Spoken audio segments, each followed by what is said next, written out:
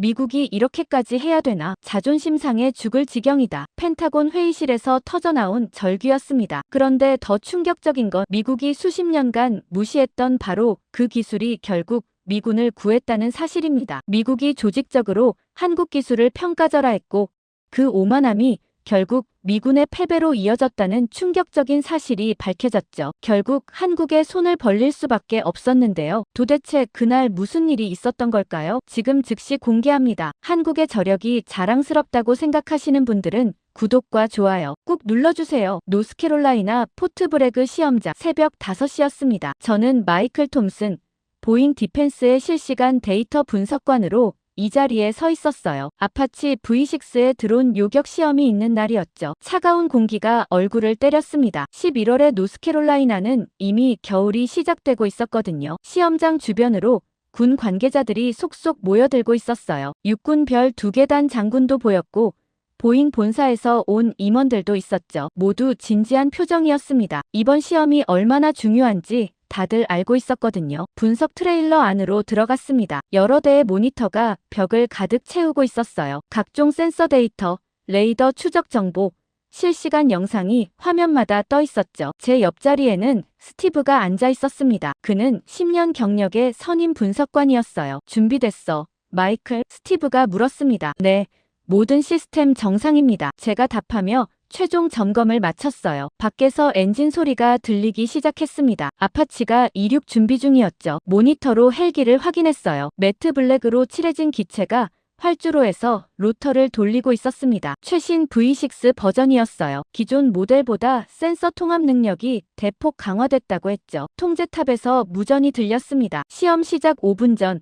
표적 드론 준비 완료. 제 앞 모니터에 14개의 점이 나타났습니다. 시험용 드론들이었어요. 크기도 종류도 다양했죠. 소형 쿼드콥터부터 중형 고정이까지 실전에서 마주칠 수 있는 모든 유형을 섞어 놓았습니다. 가장 작은 건 직경 30cm밖에 안 됐어요. 스티브가 중얼거렸습니다. 14대 전부 잡으면 대박인데. 저도 그렇게 생각했습니다. 기존 시험에서는 보통 70% 정도 격추율을 보였거든요. 14대 중 10대 정도 잡으면 성공이라고 봤죠. 시험 시작. 무전이 떨어졌습니다. 아파치가 이륙했어요. 부드럽게 상승하더니 목표 지역으로 이동하기 시작했습니다. 동시에 드론 14대가 사방에서 날아들었어요. 제 모니터에 온갖 데이터가 쏟아졌습니다. 레이더 반사 신호, 적외선 신호, 음향 신호, V6의 센서들이 드론들을 포착하고 있었어요. 첫 번째 교전. 스티브가 말했습니다. 화면에서 아파치가 기술을 돌렸어요. 30mm 체인건이 불을 뿜었죠. 1초도 안 돼서 첫 드론이 공중에서 폭발했습니다. 격추 확인. 제가 데이터를 읽어줬어요. 두 번째 표적 추적 중. 아파치는 쉴 새 없이 움직였습니다. 선회하고 상승하고 급강하했어요. 마치 춤을 추는 것 같았죠. 그리고 계속 드론을 잡아냈습니다. 두 번째, 세 번째, 네 번째. 제 옆에서 스티브가 긴장한 목소리로 카운트했어요. 5번째, 6번째. 이거 진짜 대박인데. 저도 놀라고 있었습니다. 격추율이 예상을 훨씬 뛰어넘고 있었거든요. 하지만 더 놀라운 건 따로 있었어요. 제 모니터에 뜬 센서 융합 데이터였습니다. 레이더, 광학, 음향, 전자전 센서가 완벽하게 통합돼 있었어요. 표적 식별 시간이 기존 모델 대비 60%나 단축됐죠. 스티브, 이거 봐. 제가 그를 불렀습니다. 센서 통합 알고리즘이 미쳤어. 그가 제 화면을 들여다봤어요. 잠시 후 낮게 휘파람을 불었습니다. 우와, 이 정도면 소형 드론도 5km 밖에서 잡겠는데. 맞습니다. 제가 답했어요. 기존엔 2km였는데. 밖에서 환호성이 들렸습니다. 창문 너머로 보니 관계자들이 박수를 치고 있었어요. 아파치가 계속 드론을 격추시키고 있었죠. 9번째, 10번째. 스티브가 계속 세고 있었습니다. 11번째. 12번째. 이제 남은 드론은 2대였습니다. 가장 작고 빠른 녀석들이었어요. 쿼드콥터 형태로 저고도에서 초고속으로 움직이고 있었죠. 아파치가 급강하했습니다. 지상 10m까지 내려갔어요. 위험한 고도였죠. 하지만 정확했습니다. 체인건이 다시 한번 불을 뿜었어요. 13번째. 스티브가 외쳤습니다. 마지막 하나가 남았습니다. 가장 작은 드론이었어요. 건물 사이로 빠르게 이동하며 도망치고 있었죠. 아파치가 추적했습니다. 센서들이 총동원됐어요. 레이더로는 너무 작아서 잘 안 잡혔지만 광학 센서와 음향 센서가 보완했습니다. 마지막 사격. 트레일러 안이 조용해졌습니다. 모두가 화면을 응시했어요. 총성이 울렸고 드론이 떨어졌습니다. 14번째.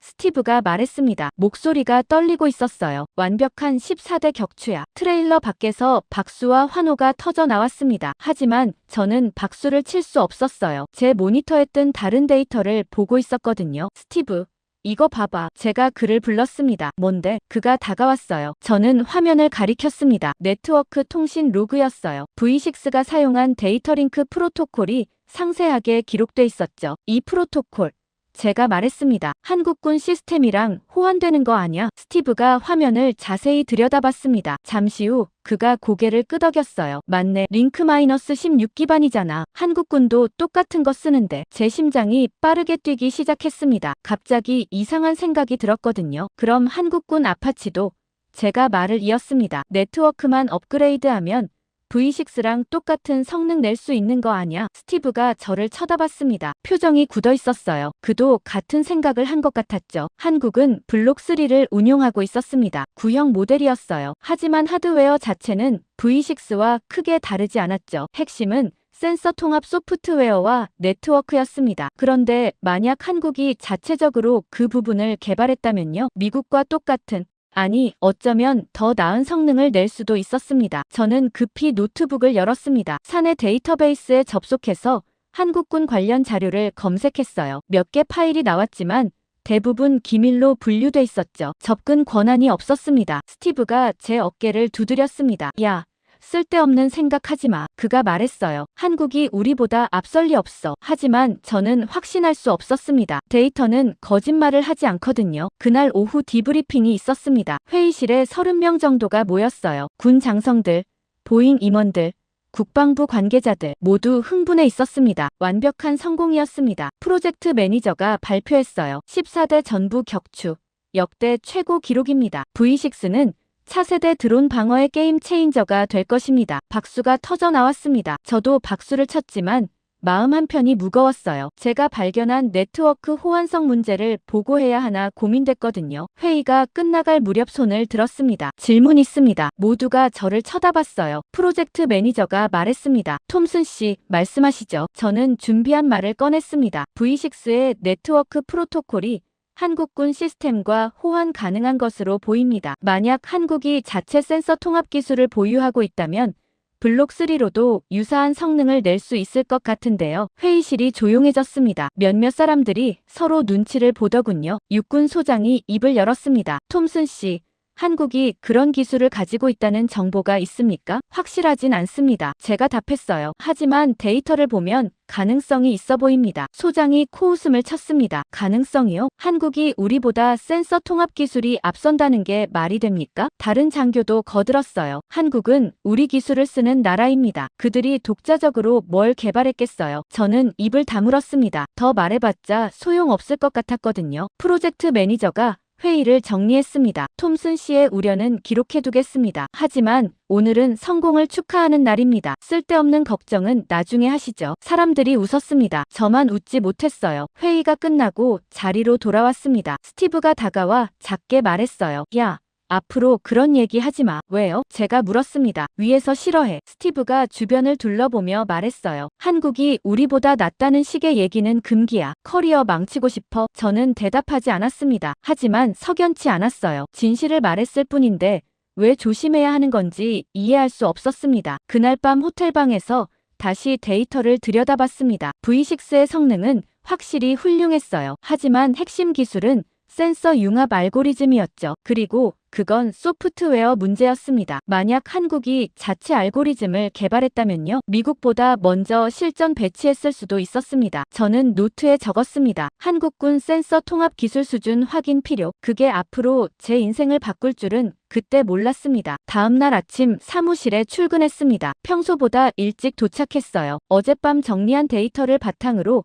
정식 분석 보고서를 작성하고 싶었거든요. 책상에 앉아 컴퓨터를 켰습니다. 이메일함을 열어보니 스팸 메일 몇 개만 있었어요. 커피를 한 잔 따라 마시고 워드 프로세서를 열었습니다. 보고서 제목을 입력했어요. V6 드론 요격 시험 분석 및 한국군 운용 가능성 검토. 손가락이 키보드 위에서 빠르게 움직였습니다. 어젯밤 발견한 내용들을 정리해서 적어 내려갔어요. 센서 융합 알고리즘의 특징, 네트워크 프로토콜 호환성, 그리고 한국군 블록3의 하드웨어 사양. 모든 데이터를 비교 분석했습니다. 결론은 명확했어요. 한국군이 자체 센서 통합 소프트웨어를 개발한다면, 아니 이미 개발했을 가능성이 높다면 그들의 구형 아파치도 미군 최신형과 동등한 성능을 낼 수 있었습니다. 오전 10시쯤 보고서를 완성했습니다. 총 15페이지였어요. 그래프와 데이터표를 첨부했고 참고 문헌도 꼼꼼하게 달았죠. 상부 검토를 위해 시스템에 업로드했습니다. 승인 요청 버튼을 눌렀어요. 이제 부서장과 프로젝트 매니저가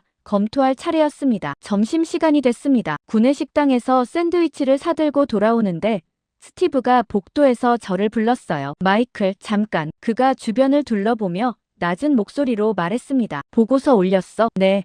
아침에 올렸는데요. 제가 답했습니다. 스티브가 미간을 찌푸렸어요. 진짜 한국 얘기 넣었어? 데이터가 그렇게 나왔으니까요. 제가 어깨를 으쓱했습니다. 그가 한숨을 쉬었어요. 너 용감하긴 하다. 뭐가요? 아무것도 아니야. 스티브가 손을 흔들며 가버렸습니다. 하지만 그의 표정이 신경 쓰였어요. 오후 3시쯤 부서장 데이브에게서 이메일이 왔습니다. 제목만 봐도 심상치 않았어요. 긴급 마이너스 보고서건. 클릭해서 열었습니다. 톰슨, 내 사무실로 즉시 오시오. 짧은 문장이었지만 무게감이 느껴졌습니다. 저는 자리에서 일어나 데이브 사무실로 향했어요. 문을 두드렸습니다. 들어와. 안에서 목소리가 들렸어요. 문을 열고 들어가니 데이브가 책상에 앉아 있었습니다. 그의 옆에는 프로젝트 매니저 제임스도 서 있었어요. 둘 다 표정이 굳어 있었죠. 앉게. 데이브가 의자를 가리켰습니다. 저는 앉았어요. 심장이 빠르게 뛰기 시작했습니다. 톰슨, 오늘 아침에 올린 보고서 말인데. 데이브가 말을 시작했어요. 뭔가 문제라도 있습니까? 제가 물었습니다. 문제가 아니라. 데이브가 잠시 말을 멈췄어요. 재검토가 필요해 보이네. 어느 부분이요? 전체적으로. 제임스가 끼어들었습니다. 특히 한국군 관련 부분은 추측이 너무 많아. 추측이 아닙니다. 제가 반박했어요. 데이터 분석 결과입니다. 데이브가 모니터를 돌려 제게 보여줬습니다. 제 보고서가 화면에 떠 있었어요. 빨간 밑줄이 여기저기 그어져 있었죠. 이 부분 봐. 그가 한 문단을 가리켰습니다. 한국군이 자체 기술을 보유했을 가능성이 높다. 이게 확인된 정보야. 가능성을 제시한 겁니다. 제가 답했어요. 데이터 패턴이 그렇게 나왔으니까요. 가능성으로는 부족해. 제임스가 말했습니다. 우리는 확실한 정보만 보고해야 해. 그럼 확인하면 되지 않습니까? 제가 물었어요. 한국군에 직접 문의하거나 정보기관을 통해서요. 데이브와 제임스가 서로 눈을 마주쳤습니다. 뭔가 이상했어요. 둘 다 말을 아끼고 있었죠. 톰슨, 데이브가 천천히 말했습니다. 우리 입장을 이해해. V6는 수십억 달러짜리 프로젝트야. 이제 막 성공했고 의회 승인도 받아야 해. 그런데 이 시점에 한국이 더 낫다는 식의 보고서가 나가면 어떻게 되겠어? 하지만 제가 말을 시작했습니다. 데이브가 손을 들어 막았어요. 보고서는 일단 보류하겠네. 재검토 후에 다시 올리도록 하게. 그게 제임스가 끼어들었습니다. 이건 명령이야, 톰슨. 저는 두 사람을 번갈아 쳐다봤습니다. 이해할 수 없었어요. 사실을 기록한 건데 왜 문제가 되는 건지요? 알겠습니다. 제가 마지못해 답했습니다. 사무실로 돌아왔습니다. 시스템에 접속해서 제 보고서를 확인하려 했어요. 그런데 이상했습니다. 파일이 안 보였어요. 검색해봤지만 결과가 없었습니다. 혹시나 싶어 휴지통을 뒤져봤지만 거기도 없었어요. 아예 사라진 겁니다. 급히 IT 지원팀에 전화를 걸었습니다. 여보세요, 톰슨입니다. 오늘 아침에 올린 보고서가 시스템에서 안 보이는데요. 잠시만요. 상담원이 뭔가 타이핑하는 소리가 들렸어요. 확인해보니 파일이 오후 2시 47분에 삭제됐네요. 제가 삭제한 게 아닌데요. 기록을 보니 관리자 권한으로 삭제됐습니다. 관리자요? 네.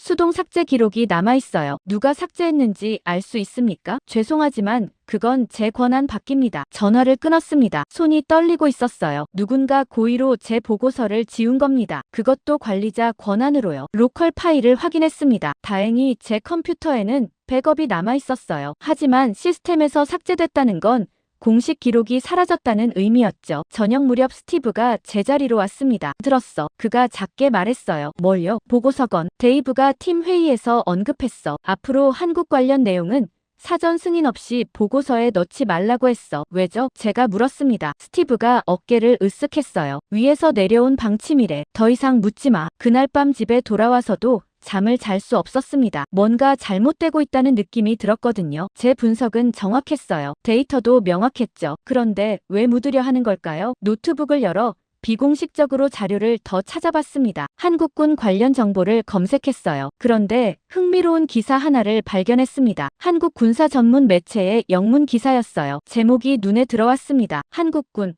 드론봇 전투단 지상포 헬기 통합 지휘망 구축 완료. 기사를 클릭했습니다. 내용을 읽는데 등골이 서늘해졌어요. 한국군은 이미 3년 전부터 통합 방공망을 구축해왔다고 했습니다. K9 자주포, 천무 다연장 로켓, 그리고 아파치 헬기를 하나의 네트워크로 연결했다는 거예요. 실시간 표적 정보 공유, 자동 교전 우선순위 배정, 통합 지휘 통제, 모든 게 이미 작동하고 있었습니다. 더 충격적인 건 다음 문장이었어요. 이 시스템에 최신 센서 융합 기술을 적용하면 미군을 뛰어넘는 방공 능력을 확보할 수 있을 것으로 평가된다. 저는 화면을 뚫어지게 쳐다봤습니다. 만약 한국이 V6 수준의 센서 기술을 자체 개발해서 이 통합망에 적용한다면요. 미국보다 훨씬 강력한 아파치가 탄생하는 겁니다. 아니, 이미 탄생했을 수도 있었어요. 급히 이 기사를 저장했습니다. 스크린샷도 찍었어요. 증거를 남겨야 한다는 생각이 들었거든요. 새벽 2시가 넘어서야 잠자리에 들었습니다. 하지만 머릿속은 복잡했어요. 왜 회사는 이 정보를 무시하는 걸까요? 왜 제 보고서를 지운 걸까요? 그리고 가장 중요한 질문. 한국은 정말 우리보다 앞서 있는 걸까요? 다음날 출근했을 때 분위기가 이상했습니다. 동료들이 저를 피하는 것 같았어요. 인사를 해도 시선을 돌렸죠. 스티브마저 거리를 두더군요. 오후에 데이브에게서 다시 호출이 왔습니다. 이번에는 이메일이 아니라 직접 찾아왔어요. 톰슨,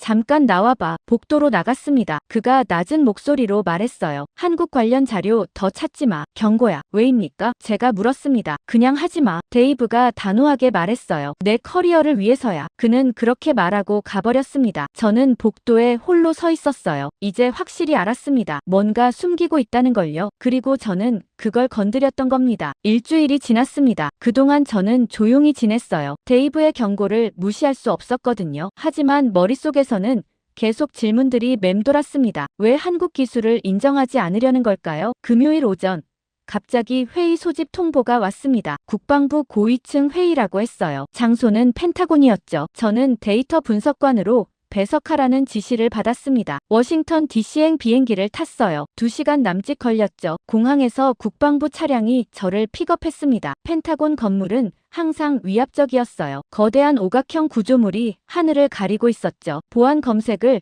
3번이나 통과하고 나서야 회의실에 들어갈 수 있었습니다. 회의실은 생각보다 컸어요. 긴 테이블 주변으로 의자가 20개는 넘게 놓여 있었죠. 벽에는 대형 스크린이 3개 걸려 있었습니다. 사람들이 하나둘 들어오기 시작했습니다. 별 3개 달린 육군 중장도 보였고 해군 소장도 있었어요. 보잉과 로키드 마틴 임원들도 자리를 잡았죠. 저는 구석자리에 앉았습니다. 배석자는 발언권이 없었거든요. 노트북을 열고 대기했어요. 회의가 시작됐습니다. 의장은 국방부 차관보였어요. 60대로 보이는 백인 남성이었죠. 신사숙녀 여러분, 그가 말을 시작했습니다. 오늘은 아파치 V6 프로그램의 향후 방향에 대해 논의하겠습니다. 스크린에 프레젠테이션이 떠올랐어요. V6의 성능 데이터가 그래프로 나타났죠. 지난 시험 결과는 성공적이었습니다. 차관보가 계속 말했어요. 이제 양산 단계로 넘어가야 합니다. 의회 승인이 필요하죠. 한 육군 소장이 손을 들었습니다. 예산 문제는 어떻습니까? 대당 4천만 달러는 부담스러운 수준입니다. 필요한 투자입니다. 보잉 임원이 답했어요. V6는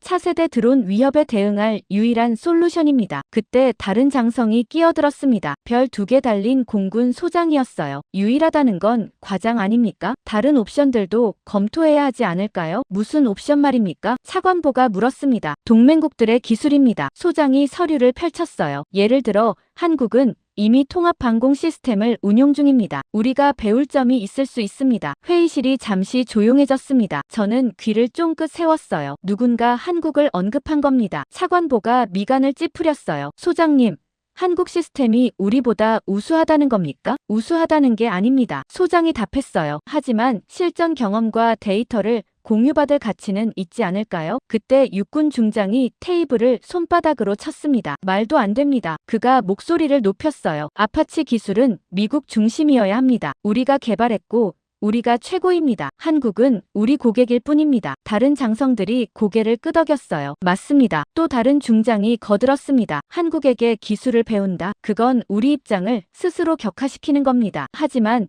공군 소장이 다시 말하려 했지만 차단당했습니다. 소장님, 차관보가 단호하게 말했어요. 한국은 우리 기술을 쓰는 나라입니다. 그들이 독자적으로 뭘 개발했든 우리 기술 기반일 겁니다. 우리가 굳이 그들에게 배울 이유가 없습니다. 저는 참을 수 없었습니다. 손을 들었어요. 하지만 배석자라 발언권이 없었죠. 그래도 계속 손을 들고 있었습니다. 차관보가 저를 쳐다봤어요. 누구십니까? 보잉 데이터 분석관 마이클 톰슨입니다. 제가 답했습니다. 발언하실 게 있습니까? 네, 있습니다. 저는 일어섰어요. 심장이 빠르게 뛰었지만 말을 이어갔습니다. 한국군 시스템에 대한 정보를 수집한 결과 그들의 센서 통합 기술은 상당한 수준입니다. 데이브가 제 옆에서 제 팔을 잡았어요. 하지만 저는 계속했습니다. 특히 드론 위협이 증가하는 상황에서 한국의 실전 데이터는 중요합니다. 그들은 이미 북한 드론 침투에 대응한 경험이 있습니다. 육군 중장이 코웃음을 쳤습니다. 북한 드론이요? 장난감 수준 아닙니까? 아닙니다. 제가 반박했어요. 최근 정보에 따르면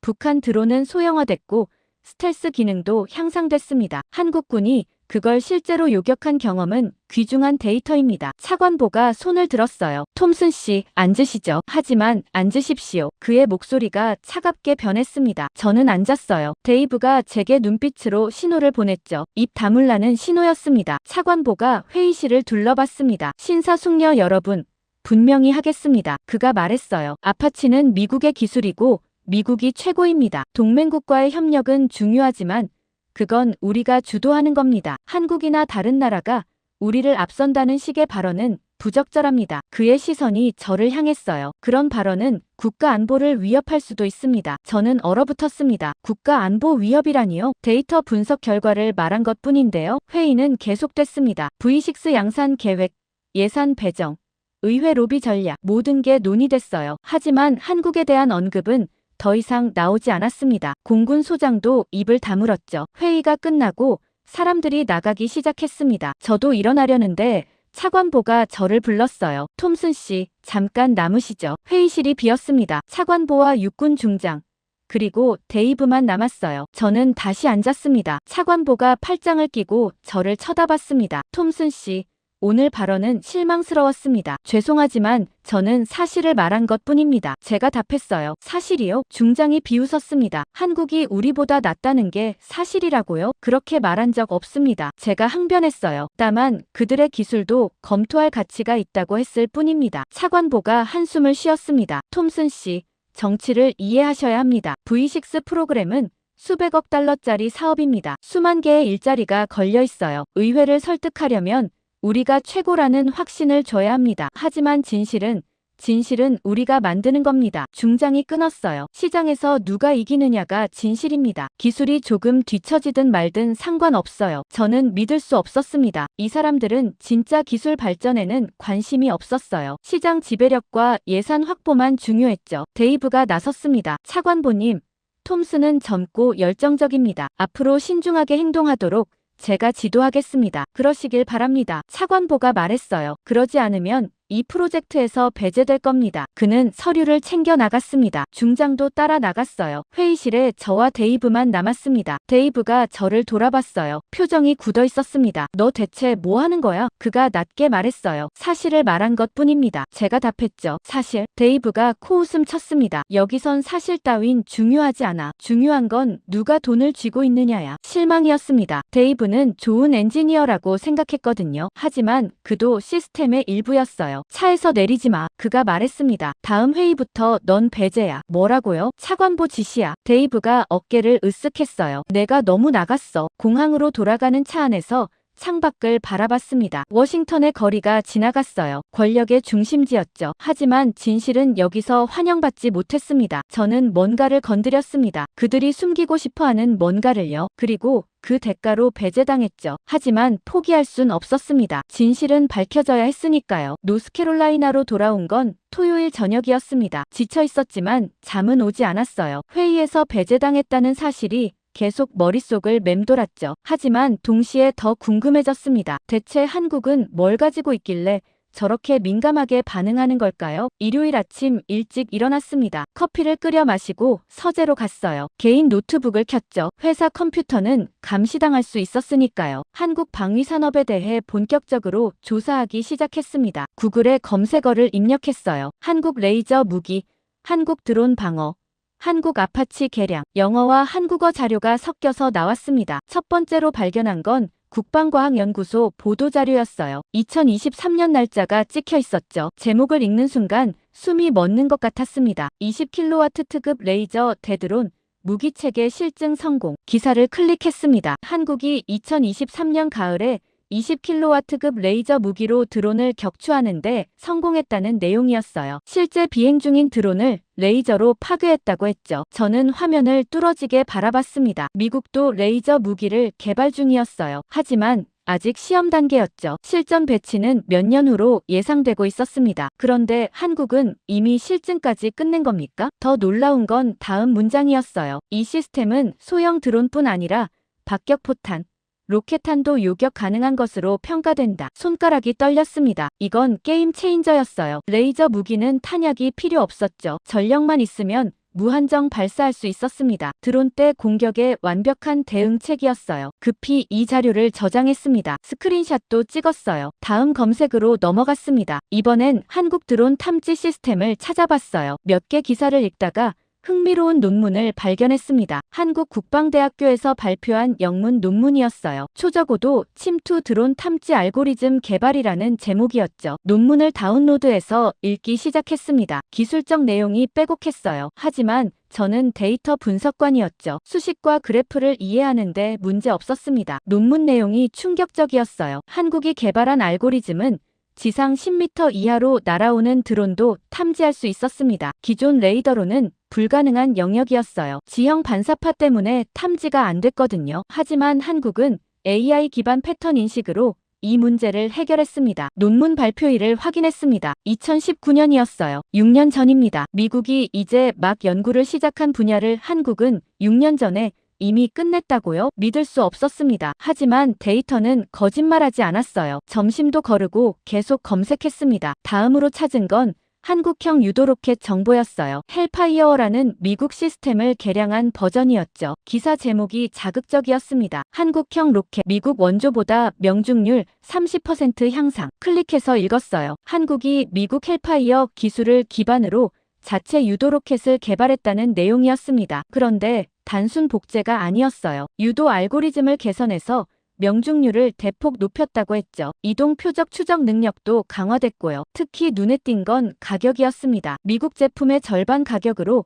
더 나은 성능을 구현했다는 거예요. 어떻게 이게 가능한 걸까요? 기사를 더 읽어 내려갔습니다. 한국 엔지니어들이 밤낮으로 연구했다는 내용이 나왔어요. 미국 기술을 분석하고 약점을 찾아내서 개선했다고 했죠. 심지어 미국 엔지니어들도 인정했다는 인터뷰가 실려 있었습니다. 소름이 돋았습니다. 한국이 이렇게까지 발전했다는 걸 미국은 모르고 있었어요. 아니, 알면서도 무시하고 있었죠. 오후 3시쯤 되니 목이 말랐습니다. 물을 마시러 부엌에 갔어요. 냉장고 문을 열면서도 머릿속은 복잡했죠. 방금 본 정보들이 계속 떠올랐습니다. 20kW 레이저, 초저고도 탐지 알고리즘, 개량 유도 로켓. 한국은 드론 시대에 필요한 모든 기술을 이미 확보하고 있었어요. 그리고 그걸 미국보다 먼저 개발했습니다. 다시 서재로 돌아왔습니다. 이번엔 한국군 편제를 검색했어요. 특히 아파치 운용 부대에 집중했죠. 자료를 찾다가 흥미로운 뉴스를 발견했습니다. 한국 육군 항공작전 사령부 창설이라는 기사였어요. 2022년 기사였죠. 한국이 모든 공격 헬기를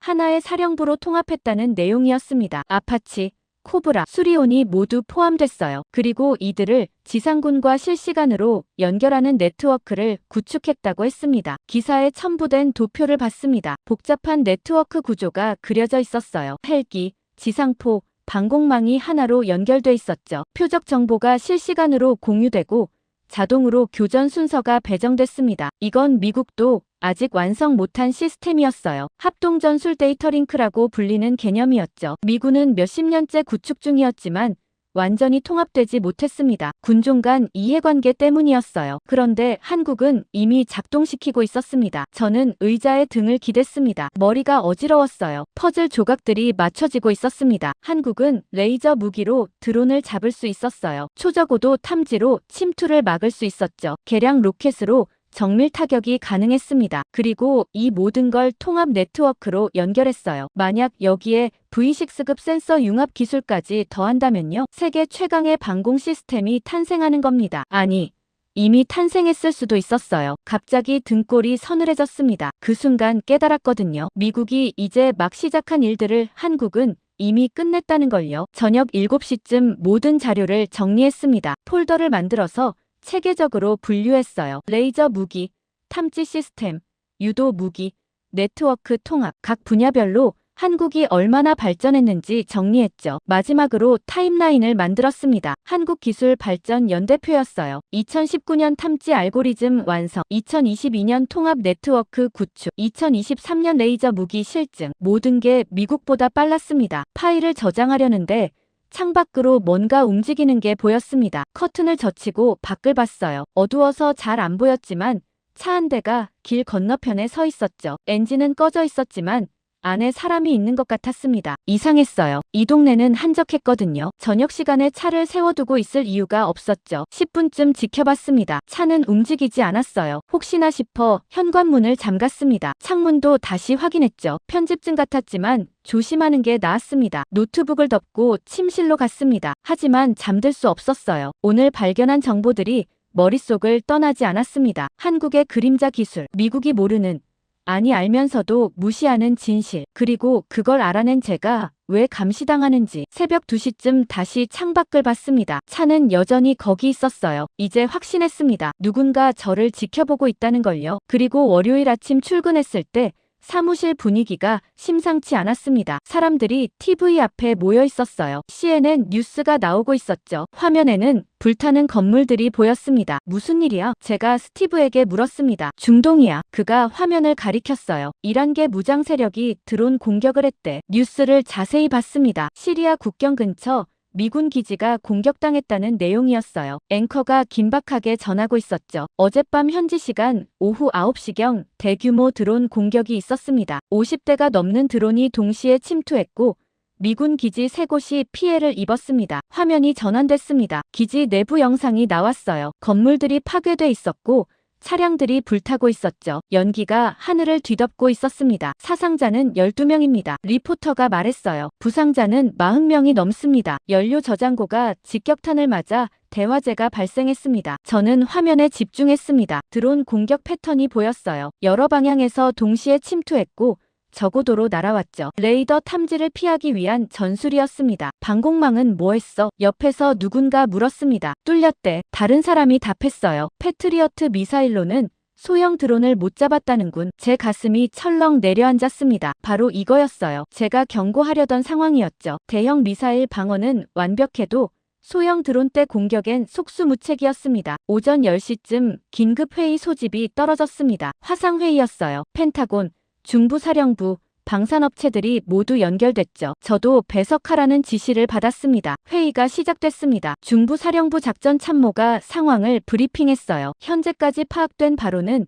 이란제 샤헤드 드론 개량형입니다. 그가 말했어요. 50대가 동시 침투했고 우리 방공망은 60%만 요격했습니다. 60%요? 누군가 놀라 물었습니다. 20대나 뚫렸다는 겁니까? 맞습니다. 참모가 답했어요. 특히 적어도 침투 드론은 거의 탐지하지 못했습니다. 회의실이 술렁였습니다. 저는 손을 들었어요. 이번엔 발언권이 있었죠. 톰슨입니다. 제가 말했습니다. 이런 상황에 대비한 게 바로 아파치 V6 아닙니까? 이론적으론 그렇습니다. 참모가 답했어요. 하지만 현장에 배치된 아파치는 구형 모델입니다. 그리고 네트워크 통합이 안 돼 있어서 지상 방공망과 연동이 안 됩니다. 바로 그겁니다. 제가 말을 이었어요. 통합 방공망이 필요합니다. 그런데 한국이 이미 그런 시스템을 운용 중입니다. 데이브가 화면 너머에서 제게 눈빛을 보냈습니다. 말하지 말라는 신호였어요. 하지만 저는 계속했습니다. 한국은 복합 대응 전술을 개발했습니다. 레이저 무기, 유도 로켓,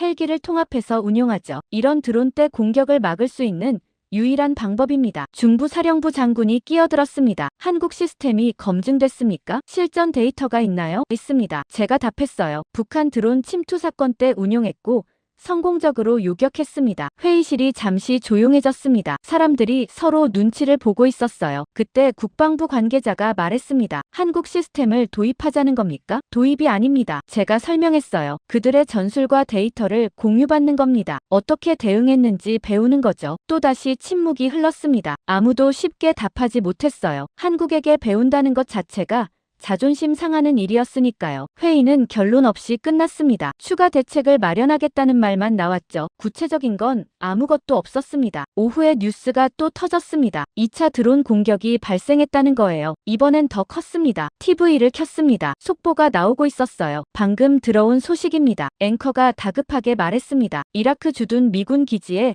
또다시 드론 공격이 있었습니다. 이번엔 100대가 넘는 것으로 추정됩니다. 화면에 현장 영상이 나왔습니다. 밤하늘에 불꽃이 터지고 있었어요. 대공포가 쏘아올리는 예광탄이 보였죠. 하지만 드론들은 계속 날아들었습니다. 레이더 기지가 파괴됐습니다. 리포터가 전했어요. 통신시설도 타격을 받았습니다. 현재 기지 전체가 혼란 상태입니다. 스티브가 제 옆에 섰습니다. 이거 큰일인데. 그가 중얼거렸어요. 우리 방공망이 뚫린 거야. 제가 말했던 게 현실이 됐습니다. 드론 때 공격 앞에서 미군은 무력했어요. 첨단 무기들이 무용지물이었죠. 저녁 뉴스는 이 소식으로 도배됐습니다. 모든 채널이 특집 방송을 내보냈어요. 전문가들이 나와서 분석했죠. 미군 방공망에 심각한 허점이 드러났습니다. 한 전문가가 말했어요. 소형 드론에 대한 대비가 전혀 안 돼 있었습니다. 다른 전문가가 거들었습니다. 패트리어트나 아이언돔은 로켓 방어용입니다. 드론 때는 다른 방식으로 대응해야 합니다. 그럼 어떻게 해야 합니까? 앵커가 물었어요. 레이저 무기나 근접 방어 시스템이 필요합니다. 전문가가 답했어요. 그리고 모든 방어 수단을 통합한 네트워크가 있어야 합니다. 저는 화면을 보며 씁쓸하게 웃었습니다. 바로 한국이 가진 거였거든요. 하지만 아무도 그 얘기는 안 했어요. 다음 날 아침 또 회의가 소집됐습니다. 이번엔 백악관 국가안보회의였어요. 최고 위급 회의였죠. 저도 자료 준비를 위해 참여했습니다. 대통령 안보보좌관이 회의를 주재했어요. 지난 48시간 동안 우리 기지 5곳이 공격당했습니다. 그가 심각하게 말했어요. 사상자는 30명이 넘고 주요 시설들이 파괴됐습니다. 이건 전쟁입니다. 합참의장이 보고했습니다. 11개 무장 세력이 조직적으로 움직이고 있습니다. 드론 생산 능력이 우리 예상을 훨씬 뛰어넘습니다. 대응책은 뭡니까? 보좌관이 물었어요. 아파치를 투입해야 합니다. 육군 참모총장이 답했어요. 드론 요격에 가장 효과적입니다. 하지만 네트워크 문제가 있지 않습니까? 보좌관이 지적했습니다. 현장 아파치는 지상군과 연동이 안 된다고 들었는데요. 맞습니다. 참모총장이 인정했어요. V6 업그레이드가 필요한데 시간이 걸립니다. 시간이 없습니다. 보좌관이 단호하게 말했어요. 당장 내일 또 공격받을 수 있습니다. 지금 쓸 수 있는 방법이 필요합니다. 그때 제가 손을 들었습니다. 발언하겠습니다. 모두가 저를 쳐다봤어요. 보좌관이 고개를 끄덕였죠. 한국군 전술을 참고하시길 제안합니다. 제가 말했습니다. 그들은 이미 이런 상황에 대응한 경험이 있습니다. 또 한국입니까? 누군가 짜증 섞인 목소리로 말했어요. 네, 한국입니다. 제가 단호하게 답했어요. 그들은 드론,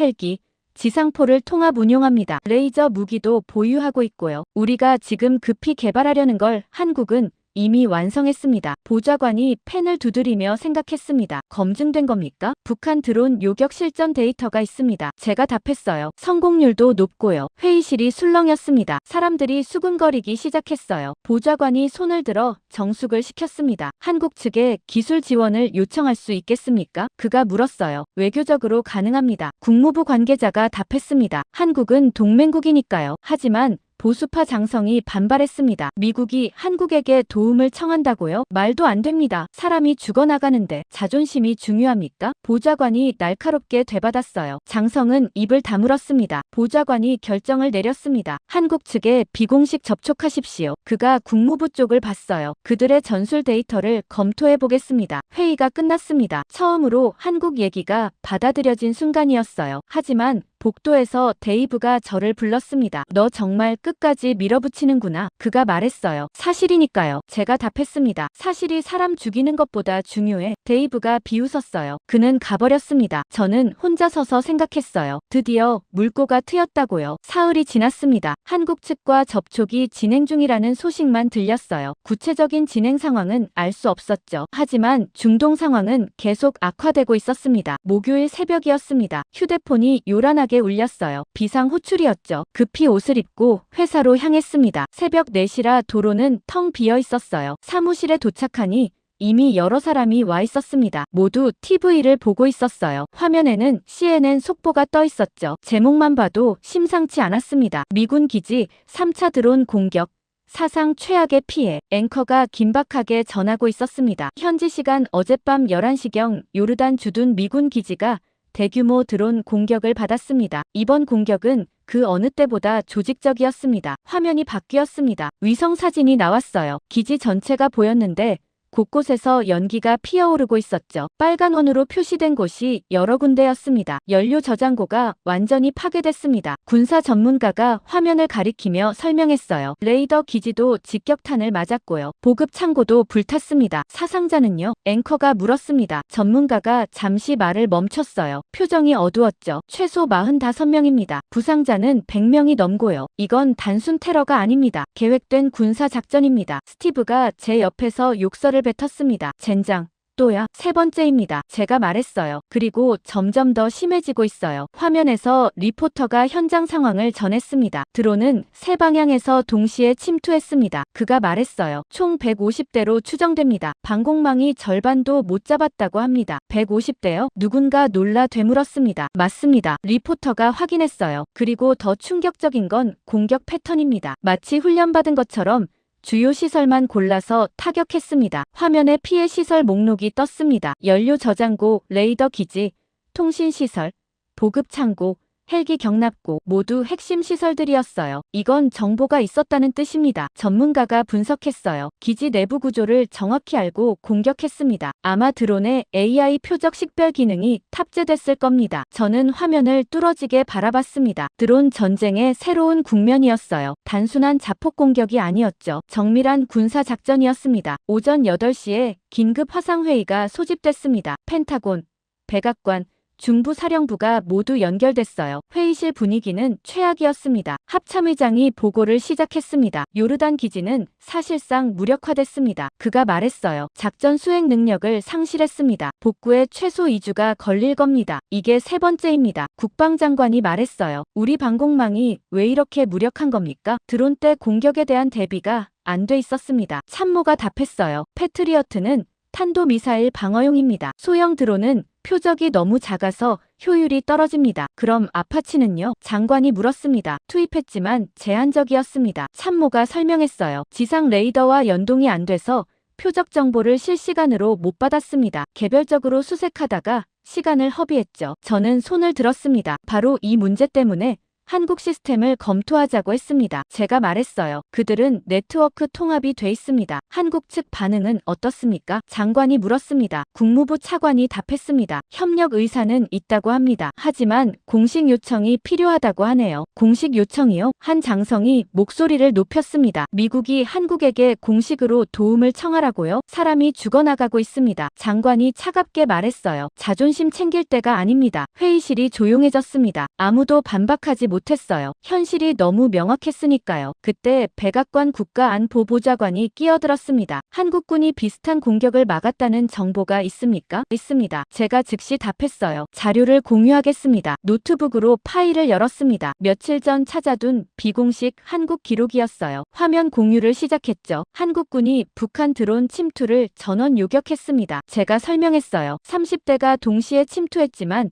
단 한 대도 목표에 도달하지 못했습니다. 어떻게요? 보좌관이 물었습니다. 레이저 무기, 유도 로켓, 아파치를 동시에 운용했습니다. 제가 답했어요. 모든 수단이 하나의 네트워크로 연결돼 있었죠. 표적 정보가 실시간 공유됐고 자동으로 교전 순서가 배정됐습니다. 피해는요? 무피해입니다. 제가 강조했어요. 드론 30대 전부 격추했고 한국군 피해는 제로였습니다. 회의실이 술렁였습니다. 화면 너머로 사람들이 놀란 표정이었어요. 믿을 수 없다는 반응들이었죠. 자료가 확실합니까? 합참의장이 물었습니다. 한국 국방부 보도 중지 비공식 발표입니다. 제가 출처를 보여줬어요. 육군 중장이 끼어들었습니다. 북한 드론이랑 이란 드론은 수준이 다릅니다. 한국이 막은 건 구식 드론이었을 겁니다. 아닙니다. 제가 반박했어요. 북한 드론도 최근 개량됐습니다. 스텔스 코팅에 적어도 침투 능력까지 갖췄죠. 오히려 이란 드론보다 탐지가 어렵습니다. 증거는요? 중장이 따졌습니다. 제가 다른 자료를 띄웠습니다. 북한 드론 분석 보고서였어요. 미 국방정보국에서 작성한 거였죠. 여기 나와 있습니다. 제가 해당 부분을 가리켰어요. 북한 드론은 중국 기술을 적용해서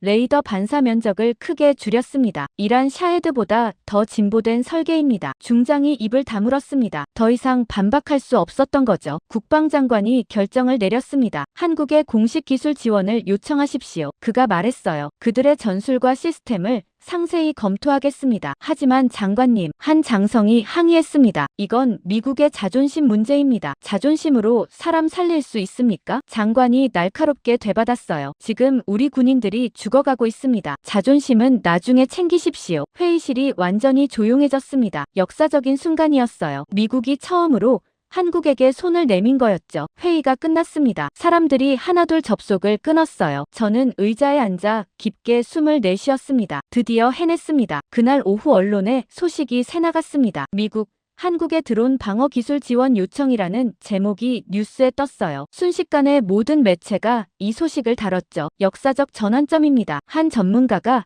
TV에서 말했어요. 미국이 동맹국에게 군사기술 지원을 공식 요청한 건 매우 이례적입니다. 다른 전문가가 거들었습니다. 이건 한국 방산 기술이 세계 최고 수준임을 미국이 인정한 겁니다. 게임 체인저가 될 수 있습니다. 한국과의 협력이 공식화된 후 저는 프로젝트 팀에 정식으로 배정됐습니다. 데이터 분석관으로 한국 기술을 검토하는 임무였어요. 아이러니했죠. 그동안 저를 배제하던 사람들이 이제는 제가 필요했으니까요. 주말이었습니다. 사무실에 혼자 남아서 자료를 정리하고 있었어요. 한국군 시스템을 제대로 이해하려면 배경 지식이 필요했거든요. 특히 한국이 어떻게 이렇게 빠르게 발전했는지 알아야 했습니다. 회사 데이터베이스를 뒤지기 시작했습니다. 한국 관련 프로젝트 파일들을 검색했어요. 여러 개가 나왔지만 대부분 접근 권한이 없었죠. 그러다 흥미로운 파일 하나를 발견했습니다. 수리온 헬기 개발 지원 프로젝트라는 제목이었어요. 2010년대 초반 파일이었죠. 수리온은 한국이 독자 개발한 헬기로 알고 있었습니다. 미국이 왜 지원했는지 궁금했어요. 클릭했지만 접근이 거부됐습니다. 권한 없음이라는 메시지만 떴죠. 이상했습니다. 일반 프로젝트 파일인데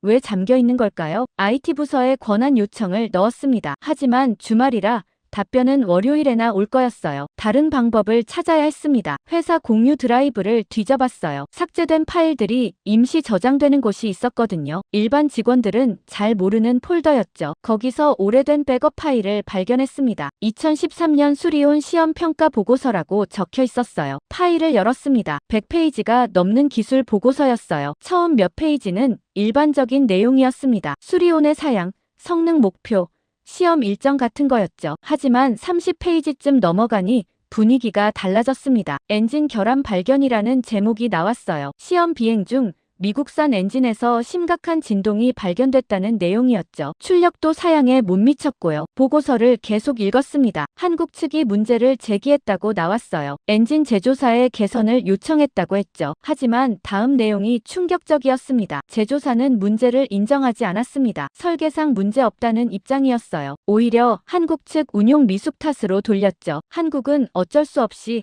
자체 해결에 나섰습니다. 보고서에 그렇게 적혀 있었어요. 자체 연구진을 투입해서 엔진을 분석했다고 했죠. 그리고 진동 문제의 원인을 찾아냈습니다. 엔진 마운트 설계 결함이었어요. 한국 엔지니어들이 자체적으로 해결책을 개발했다고 나왔습니다. 저는 화면을 뚫어지게 바라봤습니다. 미국 업체가 결함을 인정 안 하니까 한국이 직접 고친 거였어요. 그것도 성공적으로요. 더 놀라운 내용이 이어졌습니다. 한국의 해결책이 원래 설계보다 우수했다는 평가였어요. 진동이 사라졌을 뿐 아니라 연료 효율도 10% 향상됐다고 했죠. 미국 엔지니어들도 놀랐다는 기록이 있었습니다. 보고서 끝부분에 권고사항이 있었습니다. 한국의 개선 방안을 미국 제품에도 적용할 것을 검토해야 한다는 내용이었어요. 하지만 다음 문장에서 멈췄습니다. 본 내용은 대외비로 분류하며 한국 측에 통보하지 않는다. 제조사의 명예 보호를 위해 결함 사실을 부인한다. 손이 떨리기 시작했습니다. 미국이 고의로 정보를 숨긴 거였어요. 한국이 우수한 기술을 개발했는데도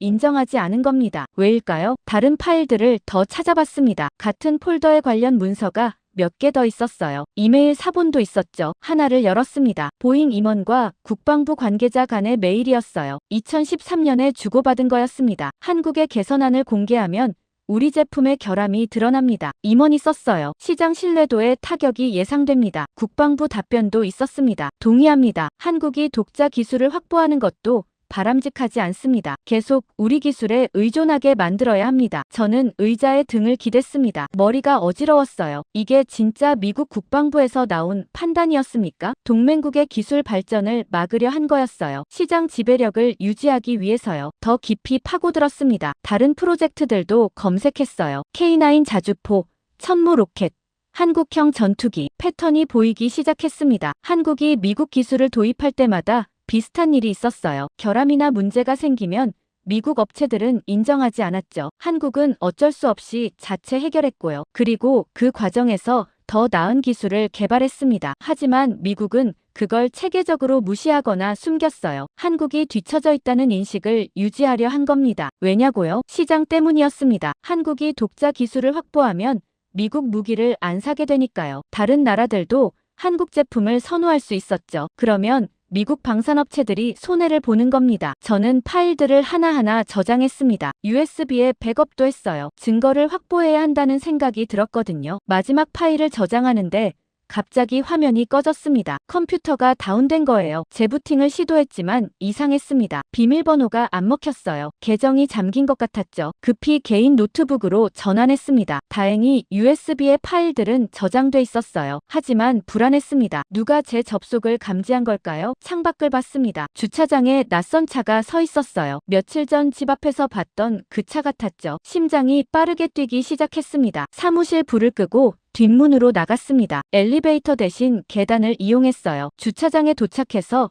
제 차로 빨리 걸었죠. 시동을 걸고 후진했습니다. 백미러로 보니 낯선 차도 움직이기 시작했어요. 따라오는 게 분명했습니다. 급히 주차장을 빠져나갔습니다. 큰 길로 나가서 속도를 높였어요. 뒷차도 계속 따라왔죠. 신호에 걸렸습니다. 백미러를 봤어요. 뒷차가 2대 뒤에 서 있었습니다. 운전석에 남자 둘이 타고 있었어요. 신호가 바뀌자 급가속했습니다. 몇 번 코너를 돌았어요. 뒷차를 따돌리려 했죠. 쇼핑몰 주차장으로 들어갔습니다. 구석진 곳에 차를 세웠어요. 엔진을 끄고 기다렸죠. 5분쯤 지나니 낯선 차가 주차장을 천천히 지나갔습니다. 저를 찾는 것 같았어요. 하지만 제 차는 발견하지 못했죠. 차가 사라진 후 조심스럽게 주차장을 빠져나왔습니다. 다른 길로 집에 갔어요. 계속 백미러를 확인했지만 더 이상 따라오는 차는 없었습니다. 집에 도착해서 USB를 확인했습니다. 파일들이 무사히 저장돼 있었어요. 수리온 보고서, 이메일 사본, 다른 프로젝트 문서들 모두 중요한 증거였습니다. 노트북을 열어 파일들을 정리했습니다. 패턴이 명확했어요. 미국은 체계적으로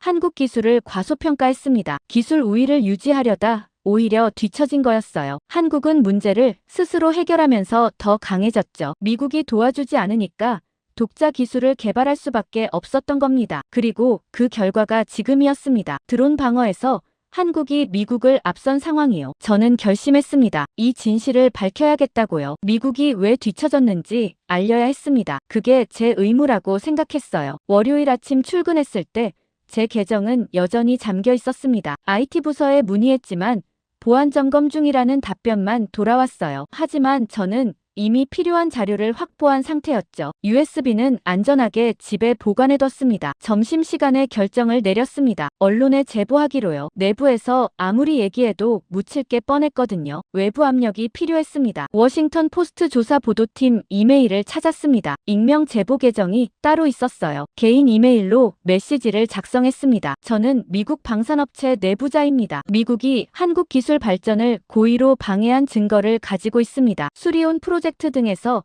한국의 우수한 기술을 숨겼고 이것이 현재 미국의 기술 낙후로 이어졌습니다. 자료를 첨부합니다. 파일들을 압축해서 첨부했습니다. 수리온 보고서, 이메일 사본, 다른 프로젝트 문서들 모두 익명화 처리했어요. 제 신원이 드러나지 않도록요. 전송 버튼을 눌렀습니다. 이제 돌이킬 수 없었어요. 사흘이 지났습니다. 아무 소식이 없었죠. 혹시 묻힌 건 아닌가 걱정됐습니다. 하지만 목요일 아침 모든 게 터졌어요. 워싱턴 포스트 일면에 대서특필됐습니다. 미 방산업체 한국 기술 발전 조직적 은폐, 동맹국 무시가 미국 기술 낙후 초래. 기사는 상세했습니다. 제가 제공한 문서들을 바탕으로 철저히 검증한 내용이었어요. 수리온 엔진 결함 은폐, 한국의 우수한 개선안 무시, 시장 지배력 유지를 위한 조직적 방해, 모든 게 낱낱이 드러났죠. 특히 충격적인 부분은 국방부 개입이었습니다. 단순히 업체만의 문제가 아니었어요. 정부 차원에서 한국 기술을 평가절하하도록 지시한 정황이 나왔죠. 사무실이 발칵 뒤집혔습니다. 사람들이 기사를 읽으며 웅성거렸어요. 누군가는 분노했고 누군가는 믿을 수 없다는 반응이었죠. 오전 10시에 전사 긴급회의가 소집됐습니다. CEO가 직접 주재했어요. 화상으로 전 부서가 연결됐죠. CEO의 표정이 굳어 있었습니다. 여러분도 아침 뉴스를 봤을 겁니다. 그가 말을 시작했어요. 우리 회사에 대한 심각한 의혹이 제기됐습니다. 내부 조사를 즉시 시작하겠습니다. 법무팀이 나섰습니다. 보도 내용은 사실과 다릅니다. 변호사가 말했어요. 악의적인 왜곡입니다. 법적 대응을 검토 중입니다. 하지만 사람들은 믿지 않는 것 같았어요. 증거가 너무 명확했거든요. 문서들은 회사 공식 양식이었고 이메일도 진짜였죠. 회의가 끝나고 복도에서 수군거림이 시작됐습니다. 내부 고발자가 누구냐는 얘기였어요. 다들 서로를 의심했죠. 저는 최대한 평정을 유지했습니다. 점심시간에 스티브가 다가왔습니다. 너 아니지? 그가 낮게 물었어요. 뭐가요? 제가 시치미를 뗐습니다. 이 폭로 말이야. 스티브가 주변을 살폈어요. 넌 한국 기술 얘기 계속했잖아. 저랑 무슨 상관입니까? 제가 잡아뗐습니다. 그는 더 묻지 않았습니다. 하지만 의심하는 눈빛이었어요. 오후에 더 큰 폭탄이 터졌습니다. 의회에서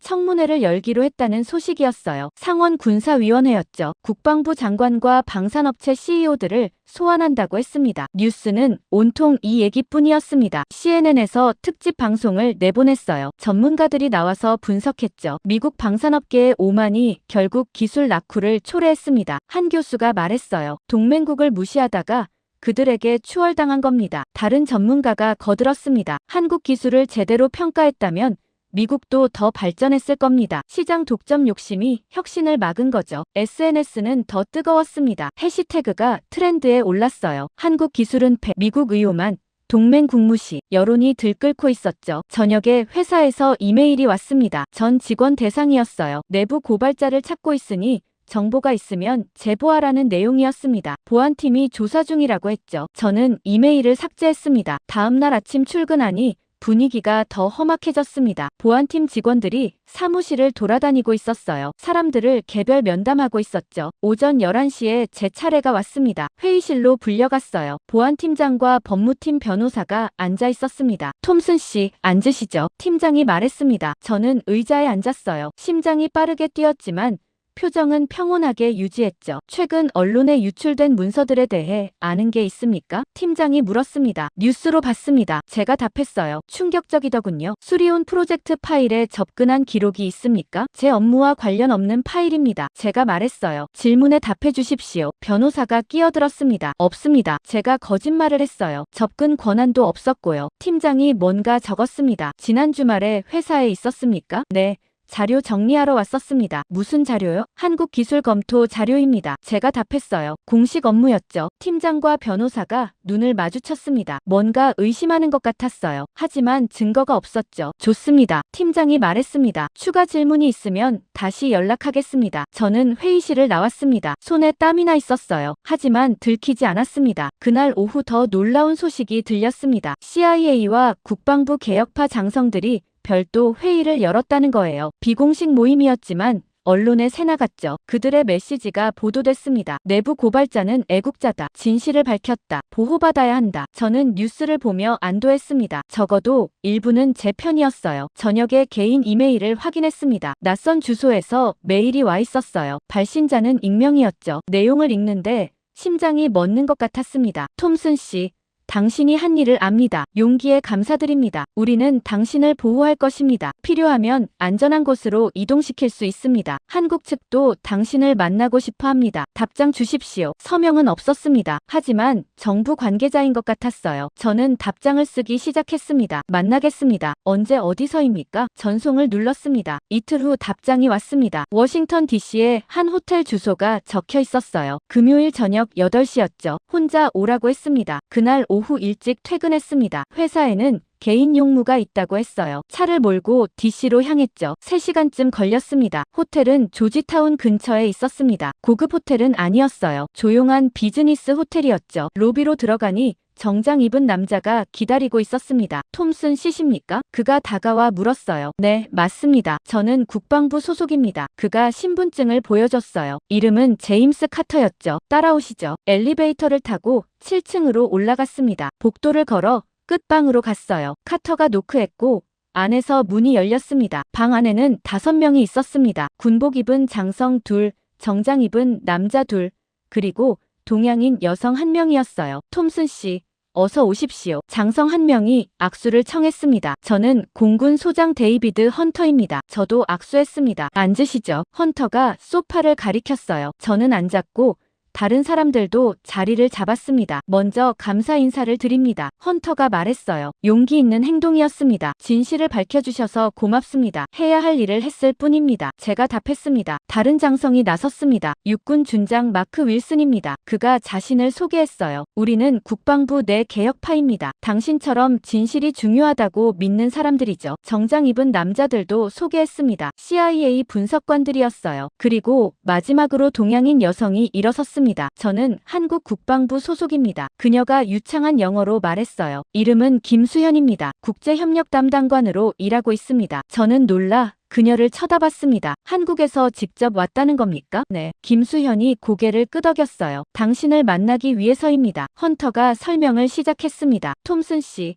당신의 폭로로 많은 것이 바뀌었습니다. 의회가 움직이고 있고 국방부 내부에서도 변화가 시작됐죠. 하지만 아직 저항이 큽니다. 보수파들이 반발하고 있군요. 제가 말했습니다. 맞습니다. 윌슨이 답했어요. 그들은 여전히 미국 우월주의를 고수합니다. 한국과 협력하는 것 자체를 굴욕으로 여기죠. 그래서 우리가 필요한 겁니다. CIA 분석관이 끼어들었습니다. 중동 상황이 계속 악화되고 있습니다. 드론 공격이 일상화됐죠. 의회와 국민 여론이 해결책을 요구하고 있습니다. 한국 기술이 해답입니다. 헌터가 말했어요. 하지만 공식 채널로는 진행이 더딥니다. 보수파들이 계속 방해하거든요. 그래서 비공식 접촉이 필요하다는 겁니까? 제가 물었습니다. 정확합니다. 윌슨이 고개를 끄덕였어요. 우리는 한국 측과 직접 협력하고 싶습니다. 당신이 그 다리 역할을 해주길 바랍니다. 김수현이 가방에서 태블릿을 꺼냈습니다. 화면을 켜서 제게 보여줬어요. 도표와 사진들이 나타났습니다. 이것이 우리 통합 방공 시스템입니다. 그녀가 설명했어요. K-커넥트라고 부르죠. 한국형 통합 방공 데이터 시스템입니다. 화면을 확대했습니다. 복잡한 네트워크 구조가 보였어요. 아파치,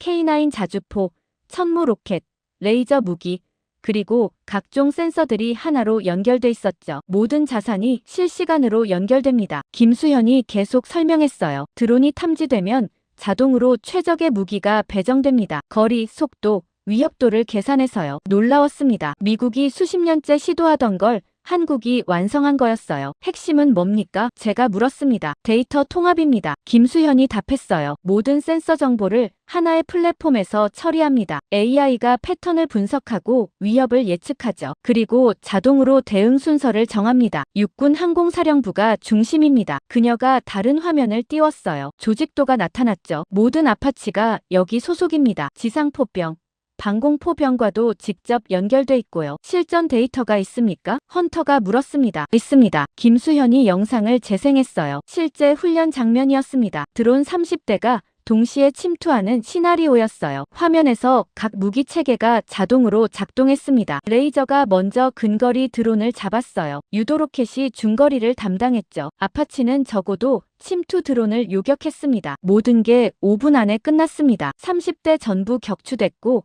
피해는 제로였어요. 완벽했습니다. 저는 화면을 넋 놓고 봤습니다. 이게 미국이 필요한 시스템이었어요. 중동에 이게 있었다면 수십 명이 안 죽었을 겁니다. 이걸 미국과 공유할 수 있습니까? 윌슨이 물었습니다. 김수현이 잠시 망설였습니다. 조건이 있습니다. 그녀가 말했어요. 무슨 조건입니까? 진정성입니다. 김수현이 단호하게 말했어요. 미국이 정말 변하려는지 확인해야 합니다. 과거처럼 우리 기술을 가져가서 무시하는 일은 없어야 해요. 동등한 파트너로 대우받고 싶습니다. 헌터와 윌슨이 고개를 끄덕였습니다. 약속합니다. 헌터가 말했어요. 우리는 한국을 동등한 파트너로 대할 것입니다. 아니, 어떤 면에서는 선생님으로 모실 것입니다. 김수현이 미소를 지었습니다. 그렇다면 협력하겠습니다. 그녀가 말했어요. 다음 주에 우리 연구진이 미국을 방문합니다. 국방과학연구소 전문가들, 한화 엔지니어들, 그리고 현역 조종사들이죠. 어디서 만날 겁니까? 제가 물었습니다. 비밀 장소가 필요합니다. CIA 분석관이 답했어요. 네바다 시험장을 생각하고 있습니다. 외부 접근이 차단된 곳이죠. 좋습니다. 김수현이 동의했어요. 우리는 모든 자료를 가져갈 것입니다. 시스템 설계도,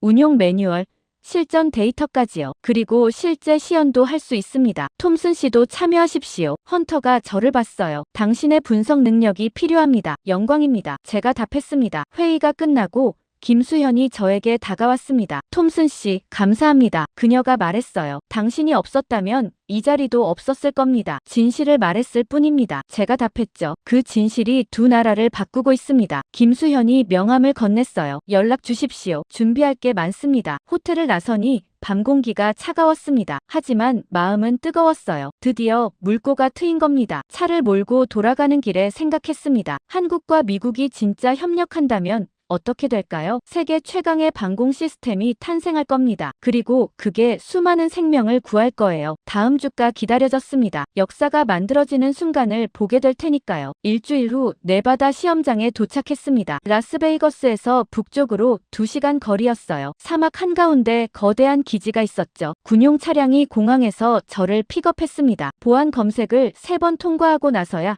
시험장 안으로 들어갈 수 있었어요. 메인 경납고는 엄청났습니다. 축구장 2개는 될 것 같았어요. 안에는 이미 여러 사람이 모여 있었죠. 한국 연구진이 먼저 보였습니다. 흰색 작업복을 입은 엔지니어들이 장비를 설치하고 있었어요. 김수현도 있었죠. 그녀가 저를 보고 손을 흔들었습니다. 톰슨 씨 오셨군요. 그녀가 다가왔어요. 준비는 잘 되고 있습니까? 제가 물었습니다. 완벽합니다. 김수현이 웃으며 답했어요. 우리 팀이 밤새 작업했습니다. 미국 측도 속속 도착하고 있었습니다. 국방부 장성들, 의회 관계자들, 방산업체 임원들 모두 심각한 표정이었어요. 특히 보수파 장성들은 불편해 보였죠. 오전 9시에 브리핑이 시작됐습니다. 대형 스크린 앞에 의자들이 놓여 있었어요. 100여 명은 앉을 수 있었죠. 한국 국방과학연구소 박사가 발표를 시작했습니다. 오늘 시연할 시스템은 K-커넥트 3세대입니다. 그가 리모컨을 조작했어요. 미국 아파치 네트워크와 한국 데이터링크를 통합한 버전입니다. 화면에 시스템 구조도가 나타났습니다. 복잡한 네트워크였어요. 하지만 핵심은 명확했죠. 미국의 하드웨어에 한국의 소프트웨어가 결합된 거였습니다. 구체적으로 설명하겠습니다. 박사가 계속했어요. 미국 아파치 블록3에 우리 센서 융합 알고리즘을 탑재했습니다. 그리고 한국군 탐지 데이터베이스를 연동했죠. 여기에 실시간 네트워크 통합 기능을 추가했습니다. 한 장성이 손을 들었습니다. 블록3로요? V6가 아니라 맞습니다. 박사가 확인했어요. 구형 모델로도 충분합니다. 핵심은 소프트웨어니까요. 사람들이 웅성거렸습니다. 구형으로 최신형 성능을 낸다는 게 믿기지 않는다는 반응이었어요. 실제 시연을 보시면 이해하실 겁니다. 김수현이 나섰어요. 오늘 오후 2시에 실전 시험을 진행합니다. 드론 20대를 동시 투입할 예정입니다. 브리핑이 끝나고 점심시간이었습니다. 구내 식당에서 샌드위치를 먹는데 헌터 소장이 다가왔어요. 긴장되는군요. 그가 말했습니다. 저도요. 제가 답했어요. 만약 실패하면 보수파들이 다시 힘을 얻을 겁니다. 실패하지 않을 겁니다. 헌터가 자신있게 말했어요. 한국팀을 믿습니다. 오후 1시 30분에 관측실로 이동했습니다. 통제탑 같은 건물이었어요. 유리창 너머로 시험장 전체가 보였죠. 모니터들이 벽을 가득 채우고 있었습니다. 각종 센서 데이터가 실시간으로 표시되고 있었어요. 한국 엔지니어들이 최종 점검을 하고 있었죠. 활주로에는 아파치 한 대가 서 있었습니다. 개량된 블록 3였어요. 겉보기엔 평범했지만 내부는 완전히 달랐죠. 한국 시스템이 탑재돼 있었습니다. 조종사도 한국군이었습니다. 김대위라고 했어요. 10년 경력의 베테랑이었죠. 그가 헬멧을 쓰고 기체에 올랐습니다. 2시 정벽에 시험이 시작됐습니다. 시험 개시, 통제실에서 무전이 나갔어요. 표적 드론 발진, 모니터에 20개의 점이 나타났습니다. 여러 방향에서 날아오고 있었어요. 크기도 종류도 다양했죠. 소형 쿼드콥터부터 중형 고정이까지 섞여 있었습니다. 아파치가 이륙했습니다. 부드럽게 상승하더니 목표 지역으로 이동하기 시작했어요. 동시에 제 옆 모니터에 데이터가 쏟아지기 시작했습니다. 센서 융합 시스템이 작동하고 있었어요. 레이더, 광학, 적외선, 음향 센서, 모든 정보가 하나로 통합됐죠. AI가 각 드론을 분석하고 위협도를 매겼습니다. 첫 번째 표적 포착. 김대위의 목소리가 들렸어요. 교전 시작. 아파치가 기술을 돌렸습니다. 30mm 체인건이 불을 뿜었어요. 1초도 안 돼서 첫 드론이 격추됐죠. 완벽한 명중이었습니다. 하지만 진짜 놀라운 건 따로 있었습니다. 아파치가 한 표적을 공격하는 동안 시스템이 자동으로 다음 표적을 지정하고 있었어요. 우선순위가 실시간으로 업데이트됐죠. 두 번째, 세 번째 격추. 김대위가 계속 보고했습니다. 속도가 믿기지 않았어요. 표적 전환이 즉각적이었죠. 기존 시스템이라면 조종사가 수동으로 찾아야 했을 겁니다. 하지만 한국 AI가 모든 걸 자동화했어요. 적어도 침투 드론 탐지 시스템 음성이 울렸습니다. 지상 5m 고도로 접근 중. 아파치가 급강하했습니다. 위험한 기동이었어요. 하지만 정확했죠. 드론을 정확히 포착해서 격추시켰습니다. 관측실이 술렁였습니다. 적어도 드론을 저렇게 빨리 잡는 건 불가능했거든요. 기존 시스템으론요. 하지만 한국 탐지 알고리즘은 달랐습니다. 다섯 번째, 여섯 번째, 일곱 번째 격추 보고가 계속 이어졌어요. 드론들이 하나씩 떨어졌죠. 아파치는 쉴 새 없이 움직였습니다. 김대위의 조종 실력도 뛰어났지만 시스템의 도움이 컸어요. AI가 최적 경로를 제시했고 표적을 자동 지정했죠. 조종사는 방아쇠만 당기면 됐습니다. 10분이 지났습니다. 절반이 격추됐어요. 남은 드론 10대였죠. 하지만 이제 더 어려운 상황이었습니다. 드론들이 분산돼서 동시다발로 침투하고 있었거든요. 다중 표적 모드 전환. 시스템이 알렸습니다. 자동 교전 순서 배정. 화면에 숫자들이 떴습니다. 마치 기계처럼 정확했죠. 실수가 없었습니다. 제 옆에 서 있던 육군 중장이 중얼거렸습니다. 믿을 수 없군. 그의 목소리가 떨리고 있었어요. 저도 같은 생각이었습니다. 이건 혁명이었어요. 드론 시대의 완벽한 해답이었죠. 15분 만에 끝났습니다. 마지막 드론이 격추됐어요. 시험 종료. 통제실에서 무전이 나갔습니다. 결과 집계 중. 화면에 숫자가 떴습니다. 투입 드론 20대, 격추 20대, 격추율 100%. 관측실이 폭발했습니다. 박수가 터져 나왔어요. 사람들이 자리에서 일어났죠. 믿을 수 없다는 반응들이었습니다. 하지만 모니터는 거짓말하지 않았어요. 완벽한 성공이었죠. 해냈습니다. 그녀가 말했습니다. 우리가 해냈어요. 축하합니다. 제가 악수를 청했어요. 한국과 미국이 함께 해낸 겁니다. 헌터 소장도 다가왔습니다. 표정이 환했어요. 톰슨 씨. 당신 말이 맞았습니다. 그가 말했어요. 한국 기술이 정말 최고였군요. 미국 플랫폼과 결합하니 세계 최강이 됐습니다. 보수파 장성들도 말을 잃었습니다. 더 이상 반대할 명분이 없었어요. 데이터가 모든 걸 증명했으니까요. 그날 저녁 축하 만찬이 열렸습니다. 한국팀과 미국팀이 함께 모였어요. 분위기가 화기애애했죠. 건배 제안을 하겠습니다. 헌터가 일어섰어요. 오늘 우리는 역사를 만들었습니다. 한국과 미국이 함께 세계 최강의 방공 시스템을 탄생시켰습니다. 모두가 잔을 들었습니다. 한미동맹 만세. 누군가 외쳤어요. 박수와 환호가 터졌습니다. 저는 잔을 들고 창밖을 바라봤습니다. 네바다 사막에 별이 빛나고 있었어요. 새로운 시대가 열리고 있었습니다. 네바다 시험 이틀 후 뉴스가 터졌습니다. 누군가 언론에 제보한 거예요. 한미 차세대 방공 시스템 공동개발 착수라는 헤드라인이 모든 매체를 장식했죠. 월요일 아침 사무실에 출근하니 난리였습니다. TV마다 특집 방송을 내보내고 있었어요. CNN 앵커가 흥분된 목소리로 전했습니다. 역사적인 발표입니다. 미국과 한국이 아파치 차세대 방공 패키지를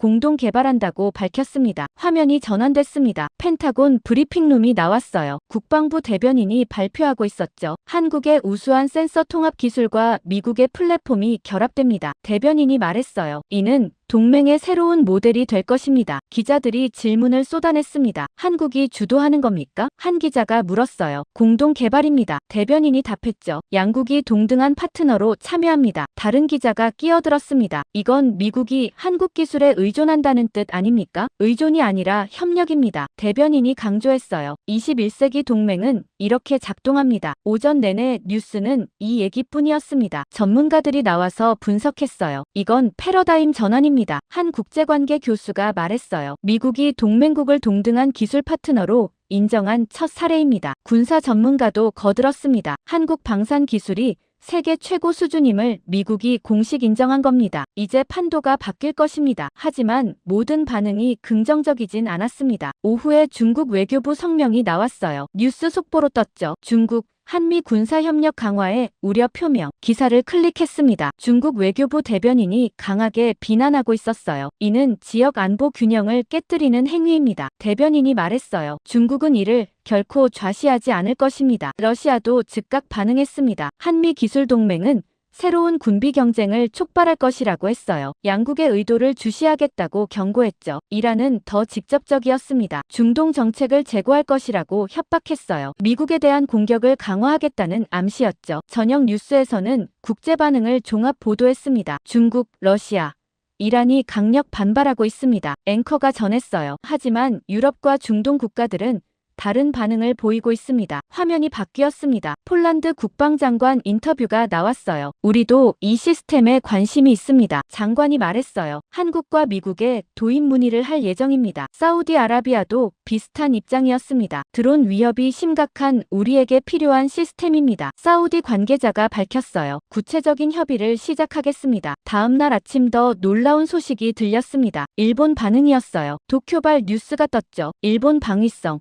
한국 기술력의 긴장. 기사 내용이 흥미로웠습니다. 일본 방위성이 긴급 회의를 열었다고 했어요. 한국이 미국을 이끌기 시작했다는 분석이 나왔다고 했죠. 일본 전문가 인터뷰도 실렸습니다. 충격적입니다. 한 교수가 말했어요. 아시아에서 한국이 기술 강국으로 부상하고 있습니다. 일본이 뒤처지고 있는 겁니다. 다른 전문가는 더 직설적이었습니다. 미국은 이제 한국 기술에 의존합니다. 그가 분석했어요. 한미 관계의 역학이 완전히 바뀌었습니다. 일본도 대응해야 합니다. 수요일에 유럽연합회의 소식이 들렸습니다. 브뤼셀에서 긴급 안보회의가 열렸다고 했어요. 의제는 한미 방공 시스템이었죠. 목요일 오전 제 사무실로 전화가 걸려왔습니다. 국방부 헌터 소장이었어요. 톰슨 씨, 바쁘십니까? 그가 물었습니다. 괜찮습니다. 뭔가요? 국제 문의가 쏟아지고 있습니다. 헌터가 설명했어요. 폴란드, 사우디, 독일 모두 시스템 도입을 원합니다. 좋은 일 아닙니까? 제가 답했습니다. 좋은 일이죠. 헌터가 말했어요. 하지만 문제가 있습니다. 우리 내부 보수파들이 다시 반발하고 있어요. 무슨 반발입니까? 기술 유출 우려입니다. 헌터가 한숨을 쉬었어요. 한국과 공유한 기술이 다른 나라로 넘어간다는 거죠. 미국 우위가 사라진다고 난리입니다. 하지만 이미 결정된 거 아닙니까? 공식 발표까지 했는데요. 발표와 실행은 다릅니다. 헌터가 말했어요. 의회 일부가 제동을 걸고 있어요. 예산 승인을 막으려 한다는 정보도 있습니다. 저는 한숨을 쉬었습니다. 역시 쉽지 않았어요. 오후에 의회 청문회 소식이 들렸습니다. 상원 군사위원회가 긴급 회의를 연다고 했어요. 한미 기술협력건을 다시 검토하겠다는 거였죠. 저녁 뉴스에서 청문회 생중계가 나왔습니다. 보수파 상원 의원이 질문하고 있었어요. 장관, 이건 미국 기술 유출 아닙니까? 의원이 따졌습니다. 유출이 아니라 공유입니다. 국방장관이 답했어요. 동맹 강화 차원입니다. 하지만 중국과 러시아가 반발하고 있지 않습니까? 다른 의원이 끼어들었습니다. 그들은 항상 반발합니다. 장관이 단호하게 말했어요. 우리는 동맹국과 협력할 권리가 있습니다. 청문회는 3시간 넘게 이어졌습니다. 찬반 공방이 치열했어요. 하지만 결론은 나지 않았죠. 추가 검토가 필요하다는 애매한 입장만 나왔습니다. 금요일 아침 백악관 성명이 발표됐습니다. 대통령이 직접 나섰어요. 화면에 대통령이 집무실에서 연설하고 있었습니다. 한미기술동맹은 21세기 안보의 초석입니다. 대통령이 말했어요. 우리는 이 협력을 지속할 것입니다. 의회의 협조를 요청합니다. 그의 목소리는 단호했습니다. 과거의 오만함을 버려야 합니다. 대통령이 계속했어요. 동맹국을 동등한 파트너로 대우하는 것이 진정한 리더십입니다. 한국은 우리의 소중한 파트너입니다. 박수 소리가 들렸습니다. 지지파 의원들이 환호하고 있었어요. 하지만 반대파들은 표정이 굳어 있었죠. 주말 동안 국제뉴스는 이 얘기로 도배됐습니다. 유럽도 움직였습니다. 폴란드가 한국의 대표단을 파견한다고 발표했어요. 독일도 기술 협의를 시작하겠다고 했죠. 일본만 조용했습니다. 공식 입장을 내지 않았어요. 하지만 내부적으로는 큰 충격이라는 분석이 나왔죠. 저는 주말 내내 뉴스를 봤습니다. 세계가 요동치고 있었어요. 한미기술동맹이 국제 질서를 흔들고 있었죠. 일요일 저녁 김수현에게서 이메일이 왔습니다. 톰슨 씨,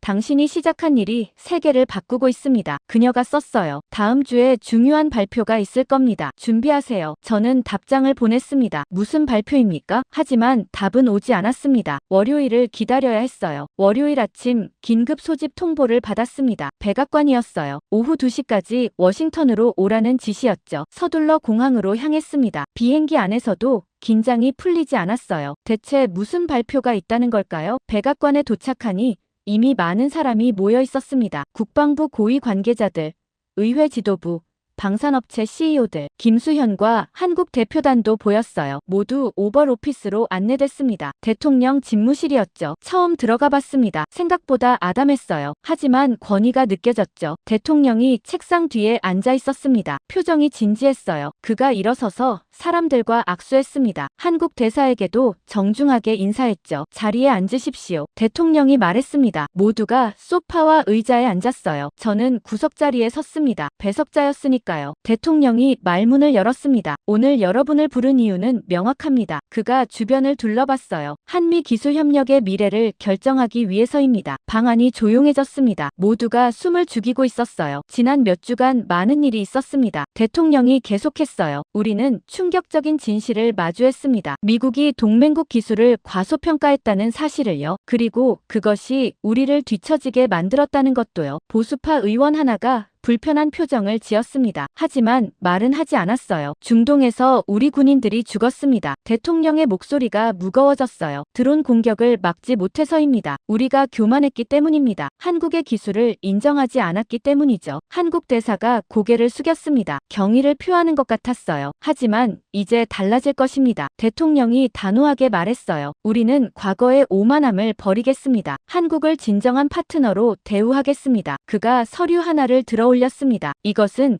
한미기술협력 공식 협정서입니다. 대통령이 발표했어요. 오늘 서명할 것입니다. 방안이 술렁였습니다. 사람들이 서로 눈을 마주쳤어요. 협정 내용을 간략히 설명하겠습니다. 대통령이 서류를 펼쳤어요. 첫째, 데이터링크 소스코드를 양국이 공유합니다. 한국의 센서 융합 기술과 미국의 플랫폼 기술을 완전히 개방하는 겁니다. 보수파 장성이 손을 들었습니다. 각하, 그건 우리 핵심 기술 유출 아닙니까? 공유입니다.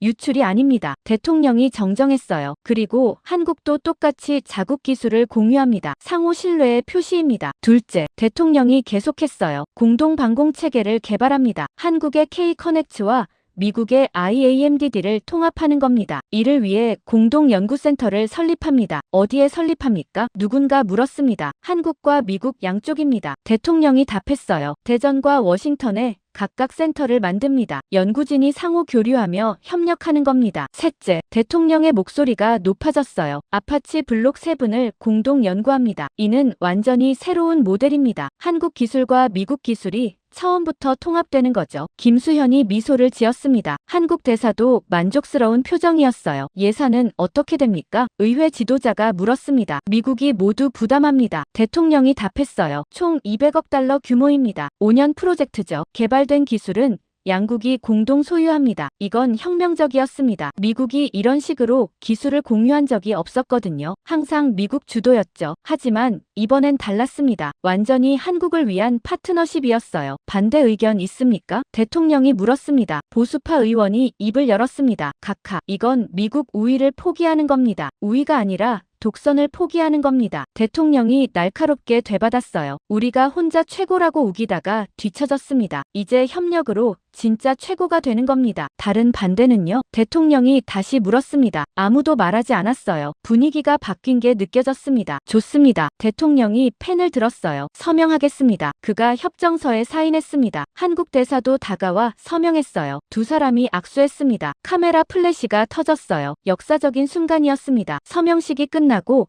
대통령이 저를 불렀습니다. 톰슨 씨, 이리 오시죠. 저는 놀라 앞으로 나갔습니다. 대통령이 제 손을 잡았어요. 당신이 이 모든 걸 시작했습니다. 그가 말했어요. 용기 있는 행동이었습니다. 감사합니다. 할 일을 했을 뿐입니다. 제가 겸손하게 답했습니다. 대통령이 미소를 지었습니다. 이제 한 가지 부탁이 있습니다. 그가 말했어요. 무엇입니까? 한국으로 가주십시오. 대통령이 제안했어요. 공동연구센터 미국 측 대표로 파견하고 싶습니다. 당신이 가장 적임자입니다. 저는 잠시 말문이 막혔습니다. 한국 파견이라니요. 영광입니다. 제가 답했어요. 받아들이겠습니다. 훌륭합니다. 대통령이 어깨를 두드렸어요. 김수현이 다가왔습니다. 한국에서 뵙겠습니다.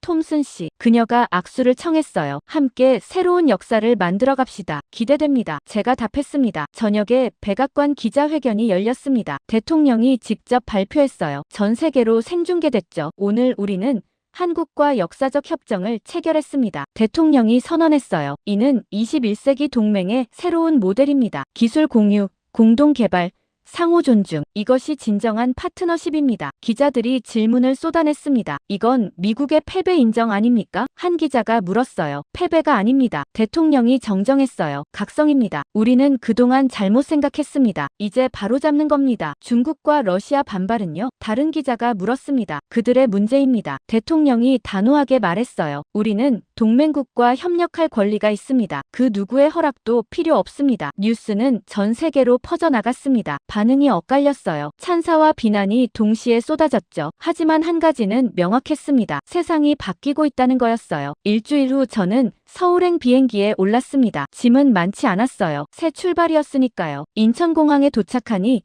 김수현이 마중 나와 있었습니다. 환영합니다. 톰슨 씨, 그녀가 웃으며 말했어요. 한국에 온 걸 환영합니다. 감사합니다. 제가 답했습니다. 차를 타고 평택으로 향했습니다. 한미 공동연구센터가 거기 있었어요. 미군 기지 옆이었죠. 센터는 최첨단 시설이었습니다. 넓은 연구실, 최신 장비, 시뮬레이션 룸, 모든 게 완벽했어요. 한국과 미국 연구진이 함께 일하고 있었습니다. 김수현이 시설을 안내했습니다. 여기가 당신 사무실입니다. 그녀가 문을 열었어요. 창문 너머로 평택 기지가 보였습니다. 활주로에 아파치들이 줄지어 서 있었어요. 개량된 모델들이었죠. 한미 통합 시스템이 탑재된 헬기들이었습니다. 저는 창가에 섰습니다. 아파치 한 대가 이륙하고 있었어요. 부드럽게 상승하더니 하늘로 사라졌죠. 어떻습니까? 김수현이 물었습니다. 완벽합니다. 제가 답했어요. 저는 미소를 지었습니다. 긴 여정이었어요. 충격적인 발견에서 시작해서 내부 폭로, 국제적 파장까지 많은 일이 있었죠. 하지만 결국 해냈습니다. 진실이 승리했고 협력이 시작됐어요. 우리는 패배를 인정한 게 아닙니다. 제가 중얼거렸습니다. 새로운 시대를 연 것입니다. 맞습니다. 김수현이 동의했어요. 그리고 당신이 그 문을 열었습니다. 창밖을 다시 봤습니다. 한국의 하늘이 푸르렀어요. 여기서 새로운 역사가 시작되고 있었습니다. 미국과 한국이 함께 만드는 미래였죠.